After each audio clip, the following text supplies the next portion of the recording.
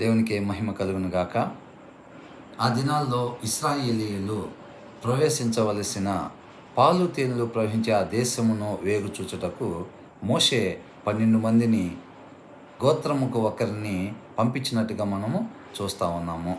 ఆ 12 మందిలో 10 మంది అక్కడున్న పరిస్థితులను, అక్కడున్న జనాభాని, అనాకీయుల్ని చూసి భయపడి, అంత మాత్రమే గాక ఇజ్రాయెల్ అందరినీ కూడా భయపెట్టినట్టుగా మనము చూస్తూ ఉన్నాము.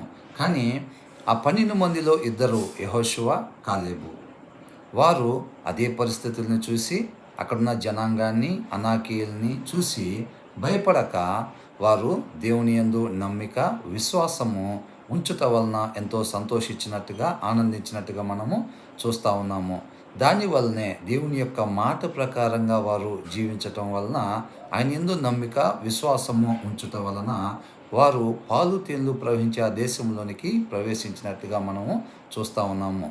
నేటి దినాల్లో మనకి కూడా ఈ లోకంలో ఎదురయ్యే పరిస్థితులు, ఇబ్బందులు, శ్రమలు చూసి మనము భయపడక, దేవుని యొక్క మాట ప్రకారము మనము జీవిస్తున్నట్లయితే, మన తరపున యుద్ధము చేసేవాడు దేవుడు గనుక, ఆయన యందు సంపూర్ణ నమ్మకము, విశ్వాసము కలిగి మనము జీవించినట్లయితే, ఆ నిత్య జీవము అనే కణానులోకి మనము కూడా యెహోషువ, కాలేబోలే తప్పక ప్రవేశించేవారుగా ఉంటాము.